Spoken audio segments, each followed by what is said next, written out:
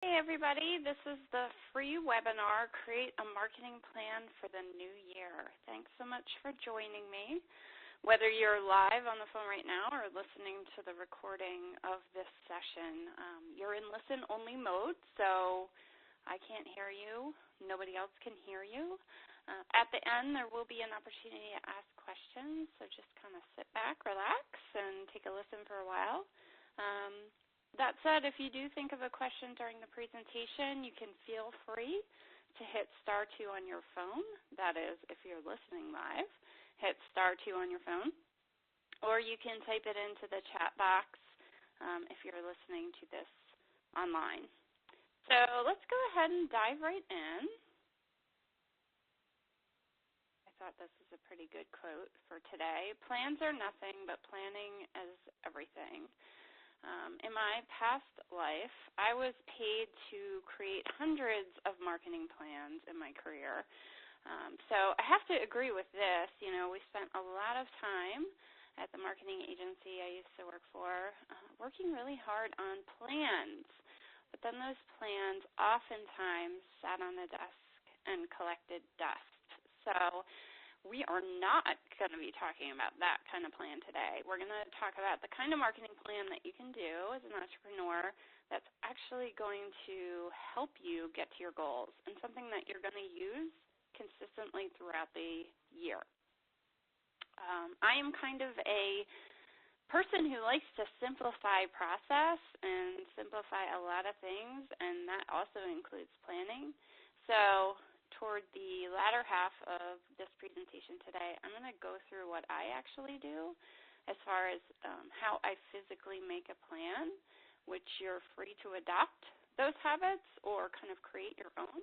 But at least you'll get some visibility into what I do. And so, again, we're not here to create some plans that are great documents that are going to just sit in the shelf. Instead, I'm going to walk you through the 5 steps of business and marketing planning. For me, the goal setting process and doing the work to get there is like a journey. You know, I've never personally traveled across country before. I can actually do to go, kind of my end point as I'm traveling, and I'll have some ideas about milestones and places I want to visit along the way. But some of the cities I visit might end up sucking big time, and some of those in between roll. So you've got to have some ideas. It works the same way with business and marketing planning. You have to have some ideas going in, and then you got to see where the journey takes you. So let's talk about how to exactly do that. So the first thing, again, that you need to know is your destination. So this slide talks about the person that you want to have hire you. But before we go into that conversation, I don't know if anybody happened to see the interview that Marie Forleo posted yesterday with Danielle Laporte. She interviewed her again about this same topic, more about business planning than marketing planning. But if you know anything about Danielle Laporte, she's a very touchy-feely entrepreneur, and feelings are a big deal for her and for a lot of her followers, myself included. So if you've never actually taken the time to think about how you want to feel in your business, you really should do that. And I know it sounds a little crunchy, hippie-ish, but it's actually something that can help guide you and guide the decisions you make. If you have ever, whether you've worked for somebody else or in your entrepreneurial career thus far, if you've ever gotten into a place where it was hard to describe what was not right about it, but you knew it just didn't feel right to you, it didn't align to your values and what you were trying to create or do with your life, that's like a great red flag to help guide us back on the path that we should be on. So, you know, I would highly encourage you take a bit to think about that before you do any of the steps that I'm talking about in here, which tend to be a lot more strategic and in nature and not emotionally charged. But again, those feelings can really guide the decisions that you make, and they can have you have a sense of empowerment to say, I'm aborting this plan because this isn't me. This isn't how I want things to feel. It's not feeling right here. So anyhow, now let's get down to the nitty-gritty of like actual marketing planning. So with the feelings incorporated into this concept as well, what I hang my hat on and what I help people do is I help them figure out who their target market is. That can be really difficult for people, especially when they're first starting out. Sometimes really difficult if they're trying to switch target markets or add a new one in their business. So you need to think about who is your ideal client, and I really mean who. Who is the person that you want to have hire you? If you can think of Steve, for example, and you really love Steve, you love everything about him, you've worked with him before, he's awesome, or maybe you haven't worked with him before, but you know if you got the chance to, he would be an awesome client for you. Steve is your destination. And when you start marketing to Steve, you will, as a result, market to people who are just like Steve and attract more people just like that. Steve is my example. You probably.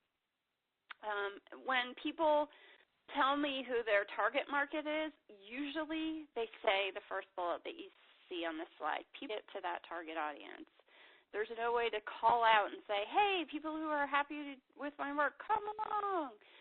That's just not an effective target marketing exercise. You have to get really, really specific about the people, or if it's a business to business, if you're trying to shoot commercial, there's still people inside of agencies or inside of businesses or whatever the case may be. There's human beings that are making decisions about whether or not to hire you as a creative entrepreneur. So you need to think about who those people are and what makes them up. What are they into? So let's dive a little bit deeper into that so I can try to help you round out this target market conversation a little bit. Before we do that, we're going to talk about creating some milestones on your map. So when you're journeying anywhere, you need to have some checkpoints. You need to, throughout 2014. It's going to be different for everybody. I'm going to actually show you some of my goals at the end of this. But for you, it could be anything. These milestones should be relatively significant and less tactical. So what I mean by that is if a big goal in your business is to, attract a certain number of fans to your Facebook page, for example, that's a tactical element of a larger milestone. Your milestone in that case might be to increase your marketing reach on Facebook specifically, or increase your marketing reach across all social media. And we'll break down how you get from a milestone to actually a tactical goal in a minute. But if you want to take a moment now and think about your target achievements for 2014, if you have a piece of paper next to you, jot them down. You'll probably have too many on the list. From my experience working with creatives, everything sounds glorious, especially at the start of a new year. But without having a laser focus on what your milestones are for your year, you're going to end up getting distracted. That's why I have the postscript in the slide about keeping the list skinny. When you look at your list, it's okay to start big at first. And by the way, I'm cool if you just work on target achievements for the first part of the year. For some people, an entire year is very overwhelming to think about. Thinking about a few months at a time is totally cool. And business, especially when you're first starting out or you're trying to add something to your business, planning for a few months at a time is okay too. If you've been in business for a while and you've got this down and the year doesn't feel overwhelming for you, by all means, do your milestones for the entire year. So It might be things like relaunching your website, offering a new product. It can also be testing some things out. And as we're going to talk about in a minute, testing something specific might be the best damn goal to mark down on this list. So testing, for those of you who haven't done a whole lot of it in your career, it's just tipping your toe into the water to see if that water is warm and inviting or frigid and abandoned and something you don't want to explore. So start with a larger list, and then what you're going to want to do is evaluate that list and pull out your milestone wastebasket. Again, I'm guessing, since you all are go-getters out there listening, that your milestone list is probably too long. Evaluate it when you're done. Take a look at, are these things really important for me for 2014? So the wastebasket is always going to be there for you, but sometimes it's really good to trash some milestones right out of the gate. Perhaps there's something on the list that actually isn't that important to you. For a lot of people, what ends up happening at this stage in the game is that these jealousy goals also get on the list. Jealousy goals are, hey, my competitor just launched something new, is offering something new, their website is new, it looks great. The list goes on, right? And all this milestone list, except when you look at it from the right angle, all it is a jealousy goal. It's not something that is significant to your business and your business's growth. It might be, right, in which case you can decide whether or not to keep it. But more often than not, when you look at it in a black and white way, a lot of times it doesn't align up to your final destination, if you will. So when you're thinking about your wastebasket, I want you to think about those milestones in all those ways. Also, if your list is too damn long and overwhelming, sometimes you just don't have the space to work on the things that really, really, truly matter to you. So not only do you not have a lot of room for exploring because you've got so many things that you have to get done, but you also don't have any room for testing. So if you're crafting this list, especially for the entire year, you got to leave some breathing room in there. With no room for testing, everything on your list has to work or you're totally effed, and that can be really, really stressful. So make room for stuff to fail and for you to have to toss more stuff into the wastebasket and create new milestones midstream. This has been going around recently. I've been seeing a lot of it, but somebody once said to me about a year ago, it's cool to start a book and not finish it if you don't like it. That just isn't working. It's just not feeling right for you after you test it a little bit. Toss it out. Maybe you put a new milestone on the list, or maybe you don't, and you just have that much more time to focus on the stuff that's important. So here's some things that I do once I have this list of milestones honed down and really concentrated. Here are some things that I do. These are the tactical ways that I do marketing and business planning. And I try to be really flexible, but on this stuff in particular, I'm pretty rigid. And the reason why I'm pretty rigid about my process is because I know it works, and I know it's going to help me get to the places that I want to go.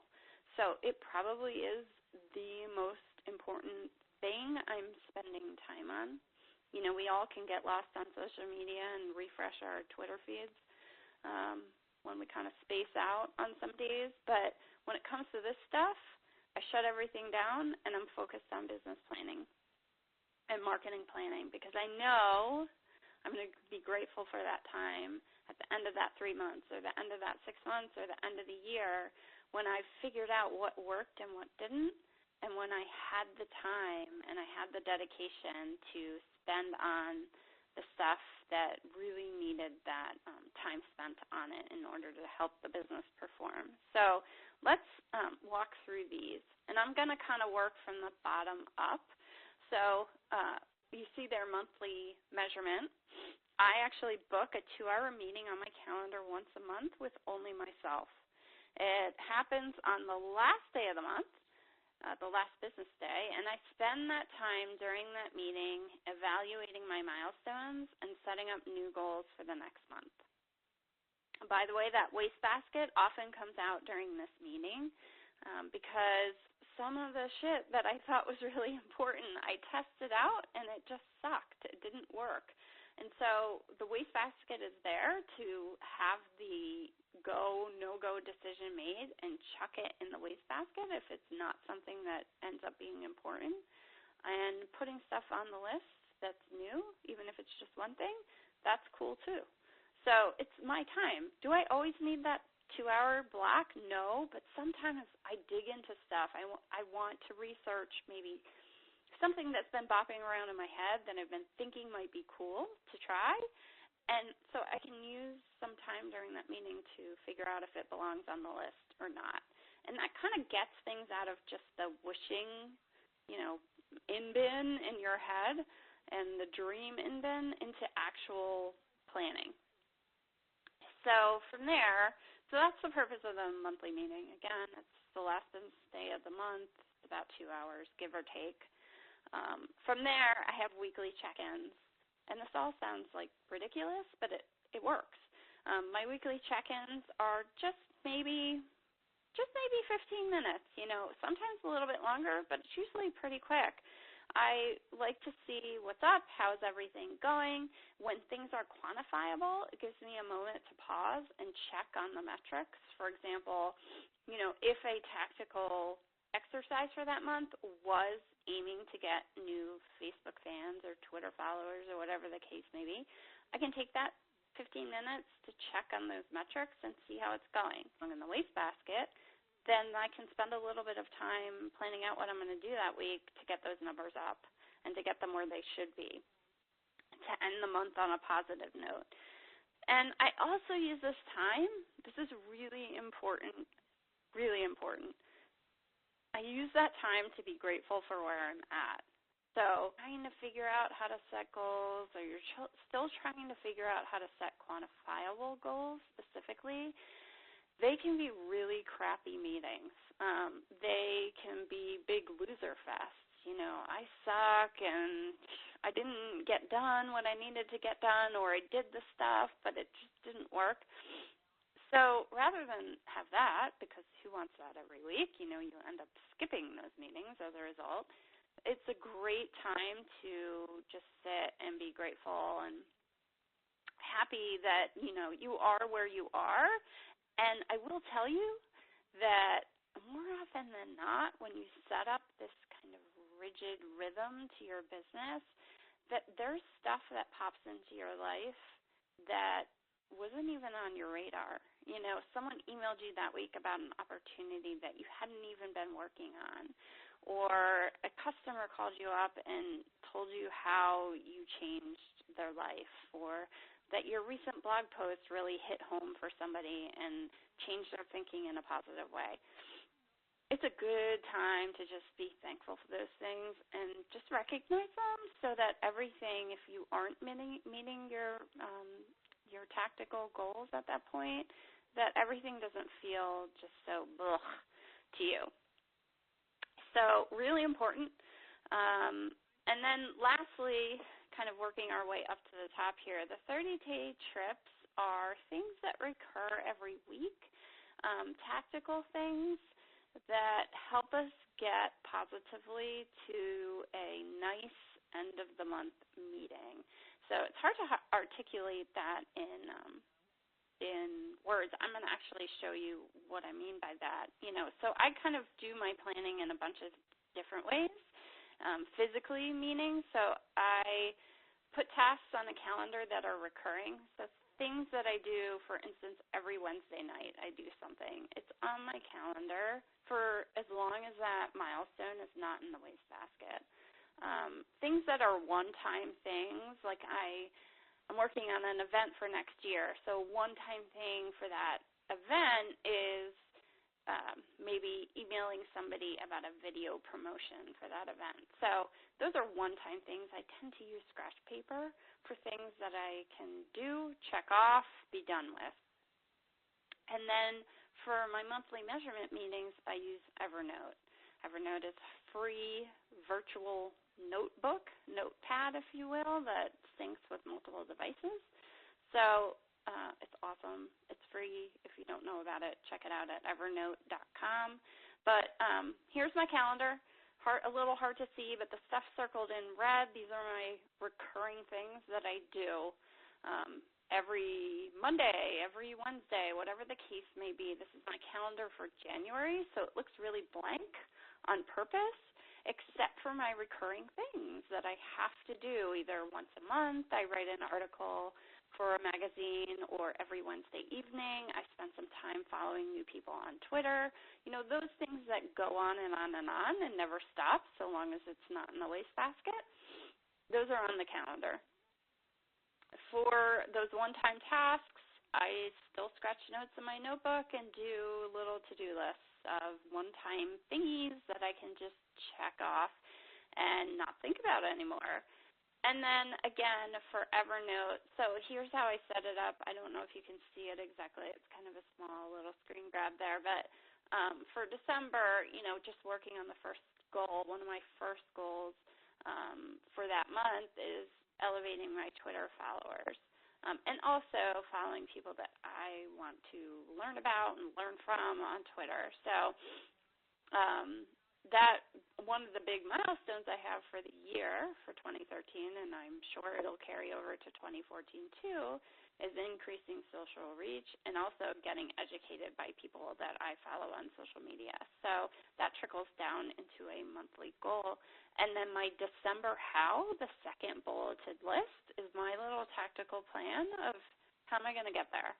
You know, so my goal is to follow 300 new people every Wednesday night. You know, quite honestly, sometimes it's 150 new people, sometimes it's 50.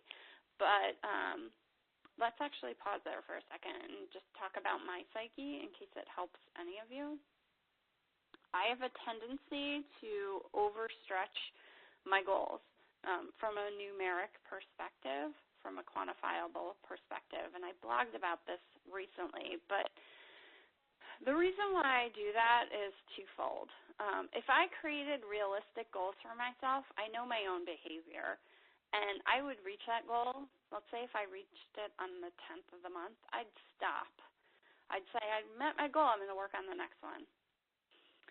If I create a stretch goal for myself, something that's hard to achieve, I continue working on it for the entire month. I am always better off at the end of the month than if I had done the former.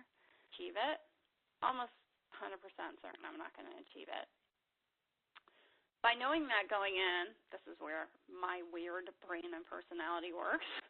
Yours might be different, but I don't go into my monthly or weekly meetings with that. Got way farther than I probably would have if I did create a goal to begin with that I was going to meet. So I kind of play a game with my quantifiable goal settings. That's just the way that I personally work. I want to feel good, and I always want to be doing better. You might have a different personality. Your goal-setting exercise might be, you know, I have to attain all my goals to get my confidence up out of the gate. So you want to maybe minimize the quantifiable goals or make them really, really attainable for yourself early on to gain that confidence that you're doing the right thing. That's cool. You do whatever you know is going to work for you. So I just changed the slide. It says going off course, right? We never do that. No, we always do that. This is where, if you heard me earlier talking about Danielle Laporte and those feelings you want to have with your business, this is where they come into play. When things start feeling bad or when you find yourself or catch yourself putting jealousy-based goals on your list, you know, this is where we can steer ourselves back on. Entrepreneurial achievers never go off course. You know, they're laser-focused, and they never lose concentration or go accident. And sometimes we know we're doing it, and we just don't catch ourselves quite early on. So it happens. That's the whole point of this rigid exercise and the way I rigidly plan out my goals every week, month, for an entire year is to try to keep myself on course as much as I possibly can. So we just went through, quickly, but we just went through the 5 planning steps. Again, first, it's knowing your destination, knowing the feelings you want to have in your business, and knowing the right person that you want to attract in your business. Second, it's putting those milestones down on paper, even if it's a long list to begin with. And then third, evaluating them, taking your wastebasket out, and figuring out what needs to stay on the list and doesn't belong on the list that you're focused on right now. Create some stopping points and rhythms that work for you. Again, I do monthly 2-hour meetings, last business day of the month, weekly 15-minute or so check-ins just to see how I'm doing. And I set up my recurring stuff on a calendar so I can never forget it, even if I tried. But that might not work for you. You might have a different rhythm set that works for you. You might want to try that and tweak it to be something that works better for you. That's all cool, so long as you don't spend a lot of time doing business and marketing planning and then let it sit on the shelf, because that's just such a shame. And then execute between your stopping points. So obviously planning is only one part of the equation. You have to also do.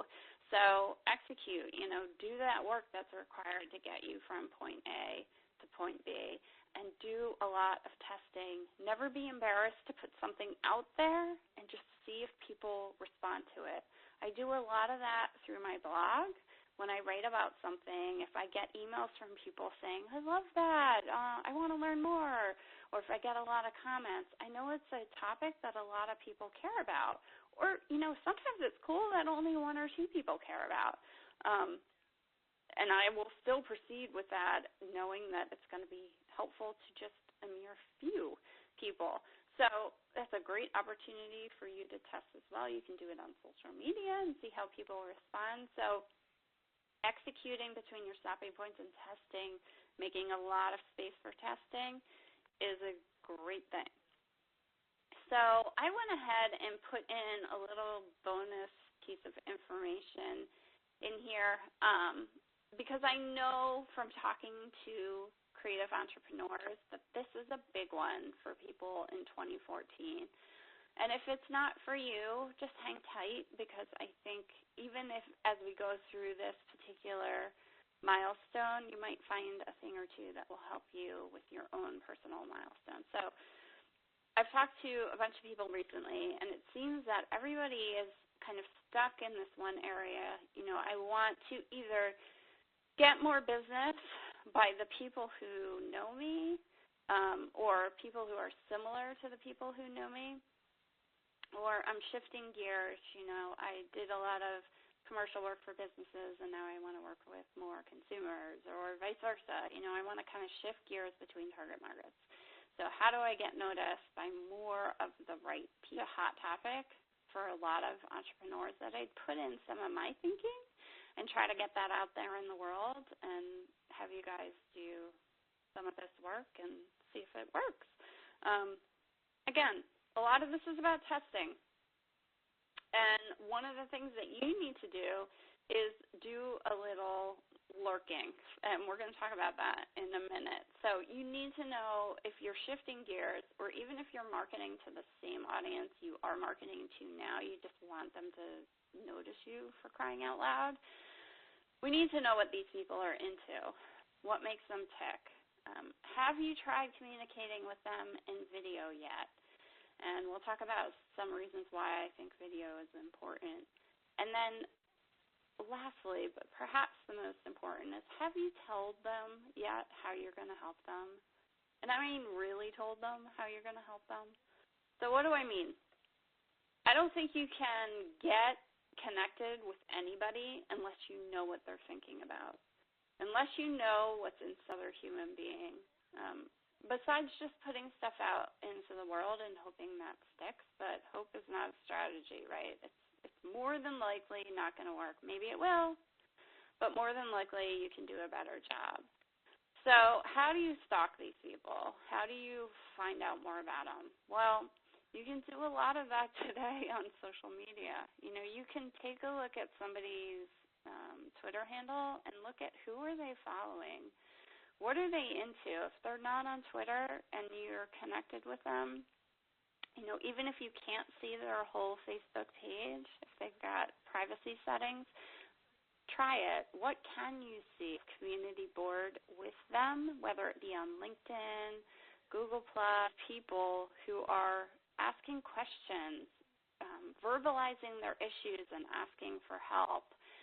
You need some insight into what problems your service can solve for them. And not only that, but how are they voicing those problems? How are they articulating it? What are they frustrated by in particular? What are they worried about as it relates to your work? So if this milestone is one of yours, then one of your tactical to-dos is to work on getting connected with resources they read, forums that you're in. Can you write a post, or can you post a helpful resource in that forum that's going to attract them to your business and make you be the obvious choice to do business with because you understand their problems so deeply? By the way, if people are voicing in forums, where do I go to find I'm just going to plug in some words, but website designer that's super awesome at WordPress? If people are actually voicing that, then you should write a blog post. Where can I find a web designer who's awesome at WordPress? And then blog about that. Today in Google, you want to be using the language that your target audience is using. As more and more and more people start putting questions into search, you want to be answering those questions and offering information to answer those exact questions in the words that they're using. And if this is an avenue for you, I would never stop doing it. I would constantly be squirreling around and lurking and being voyeuristic within your target audience to always try to understand them at a deeper level. This isn't creepy. Hopefully you're engaging a little bit too. If it's a forum, you're actually doing them a really good service by doing this work. You're trying to understand them at a level so that you can communicate with them human to human and relate to the problems they have and offer solutions to that. It's actually a beautiful thing. So it might feel weird at first, but highly encourage you to kind of take that leap and spend that time doing that work. Video. So if right now you're spending a lot of time posting words are great, right? Blog posts are wonderful. Content on your site is wonderful. Posting inside social media is a beautiful thing. But if you haven't tried video yet, to communicate about your services in particular, web marketing audience, every audience is different, right? But overall, 20% will read text and 80% will watch a video with the same exact information in it. So why not try it? If you can reach a larger percentage of the people who are engaging with your business online, that's a great thing. So it's a wonderful opportunity. It doesn't have to be fancy. So creating a personal connection with somebody watching a video could be you talking into your laptop camera. It doesn't have to be a beautiful setup. A lot of you are creating for you, but because you want to, create a beautiful set and have great lighting. But I think in today's day and age, given the forum, if you're just hopping online and hopping into a video to chat with people and you're recording it and putting it on your site, the expectations are lowered as far as production value. It's actually quite honest and engaging. Not that you want to have a video where they can't hear you or the lighting is truly awful and can't see you, but that kind of honest connection when you're just hopping on to a video and chatting about your idea or a solution to a problem you think they're having, that's a great connection to have human to human, even if it is over the web and in video. And then lastly, I think creative people spend a lot of time, myself included, talking about why we do things. Design is important to me because, or I got started in, people will want to know that information once they feel like you can solve their problem. You want to spend more time talking about how you do things. How do you help that person? How do you solve their problems? And it's always the how. It's how you work that makes things more important. What makes you different? When I'm looking for a web designer to redesign my website, I want to know how they work. What's their process? How have they figured out to make that process better? What mistakes did they make early on, or what struggles did they see clients having early on? How is that experience going to affect me in a positive way as a customer? And the beautiful thing about sharing processes and how you work is that I can now compare your process to someone else. And a lot of other people are comfortable with you, if you're taking the time to do that, than if I'm going with Joe Schmo, who I have no idea what their process is. I don't know what it's going to be like to work with them, and that makes me nervous. So I'd rather at least go with the person that I can understand what it's going to be like working with them than to go into the great unknown and have a lot in some places. That's kind of a side conversation. Work on that, right? But it's great to communicate it to begin with. It really does help you set your business apart from other people that you're competing with and other people that these prospective customers are likely talking to when they're considering hiring somebody to help them. So I just covered a huge amount of content. I want to take a pause now. If you have any questions, go ahead and chat them in. If you're listening online, there should be a chat box on your screen. If you are on the phone, you can go ahead and hit *2. In my experience, not a lot of people call in, but certainly if you are on the phone, hit *2. I'm seeing some people on my control panel here. So let me run over to questions here. Okay, I have a question from Susan K. Susan K is asking, in the monthly meetings, how often am I finding that my goals are achieved versus putting new ones on there? Good question. So I tend to do my planning in 3-month chunks. I might have some goals in mind for the entire year, but I like to kind of go in quarters. It's just a rhythm that I have always been used to. I did it in practically my whole career. We used to plan on quarterly basis. So oftentimes my goals refresh from quarter to quarter. So they might not do it monthly, but they probably refresh about every 3 months or so.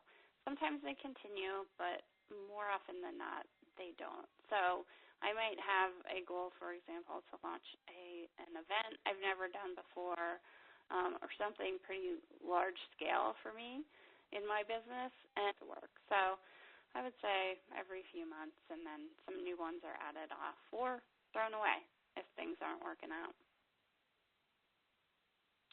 All right. If you've never done quantifiable goals in marketing planning before, how do you go about doing that? So yeah, if you're starting out having no historical data, doing quantifiable goals can be difficult to do at first. I would just say if you're the kind of person that likes creating quantifiable goals for your marketing, to just take a stab in the dark and see what happens over a couple of months, perhaps, weeks, perhaps, and reassess what those numbers should be. Otherwise, you probably won't have an idea of what numbers to even put in there without putting some down and trying it. Okay. Any other questions? Let's see. There's none coming in new. All right. So if that covers it, you certainly are welcome to shoot me a question in private. I'm happy to help. And thank you for taking the time to come on this, and therefore I owe you a favor. So don't hesitate to reach out to me. I am most active on Twitter at steeltoeimages, or you can just shoot me an email at hello@steeltoeimages.com. So I think that's all we have time for today. Thank you so much for joining in, and have a great rest of the day, everybody.